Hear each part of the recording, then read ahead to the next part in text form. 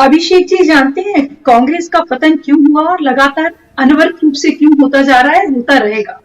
जब तक हम आत्मचिंतन नहीं करते, अपने दोषों को नहीं देखते और हमेशा दूसरे में कमियां ढूंढते हैं, तो इसी तरह का हश्र होता है जैसे कांग्रेस का हुआ। मैं तिवारी जी को सुन रही थी, इसके पहले भी जब डिबेट्स में आते रहे तो मैं तमाम प्रवक्ताओं को सुनती रही जो हमारे 5 राज्यों के चुनाव के पहले जो इसी तरह की बातें करते रहे। और निस्संदेह कांग्रेस के और उसके सहयोगी जो तथाकथित एक गठबंधन है, उन्होंने भारतीय राजनीति को, भारतीय समाज को जितना निम्न स्तर पे ले जा सकते थे, जितना जटिल और अमानवीय और असंवेदनशील बना सकते थे, बनाने की सारी चेष्टा की। भले ही वो जातीय जनगणना का विषय हो, वो धार्मिक उन्माद की बात हो, या वर्ग विशेष को या समुदाय विशेष का पुष्टिकरण करने का विषय हो। मैं संदीप जी को सुन रही हूँ, लगातार मुझे थोड़ा सा निराशा हो रही है कि अगर बेहतर होता कि उन्होंने कांग्रेस की कमियों पर काम किया होता। जहां तक वो भारतीय जनता पार्टी के गठबंधन की बात कर रहे हैं, तो संदीप जी हम वो लोग हैं जिन्होंने नीतीश जी को, मुझे नहीं लगता कांग्रेस से कभी भी ऐसा उदाहरण किसी भी कांग्रेस या किसी भी पार्टी ने इस देश में कभी प्रस्तुत किया होगा कि हमने नीतीश कुमार जी को कम सीटें आने के बाद भी मुख्यमंत्री पद पर उन्हें काबिज, उनको आसीन कराया, उनका सम्मान किया।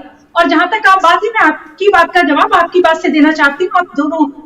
पासवान जी जो है, उन दोनों की पार्टियों की बात कर रहे हैं, लोक शक्ति या दूसरी पार्टी की आप बात कर रहे हैं। ये कितनी बड़ी बात है कि जो आपस में एक दूसरे को पसंद नहीं करते, वो भी आदरणीय नरेंद्र मोदी जी के नेतृत्व में विश्वास करते हैं। ये हमारी जीत है।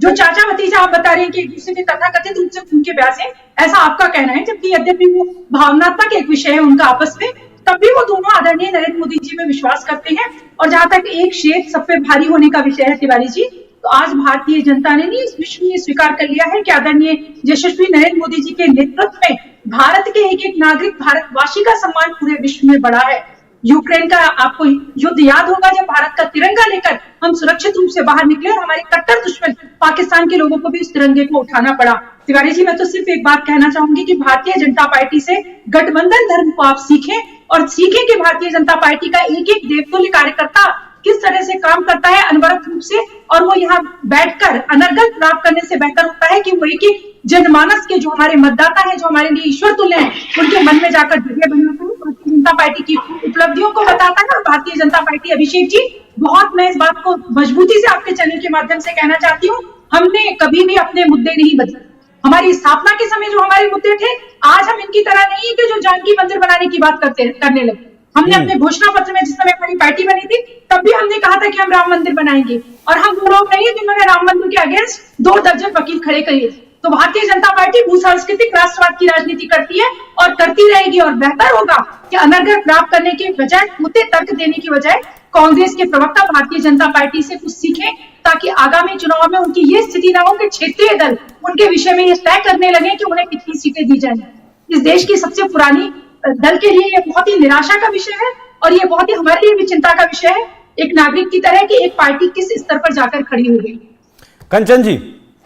5 राज्य, महाराष्ट्र, बिहार, बंगाल, यूपी, तमिलनाडु, यहां अगर जो खबरें चल रही हैं, जिस तरीके से सीट शेयरिंग पर बात चल रही है इंडिया गठबंधन की, तो केवल 42 सीटें ऐसी हैं जहां जो कांग्रेस पार्टी को जो देने की बात चल रही है। हालांकि कांग्रेस इस गठबंधन की सबसे बड़ी पार्टी है और इन 5 राज्यों में तकरीबन 250 सीटें हैं। तो कांग्रेस कैसे जो है मोदी का मुकाबला कर पाएगी?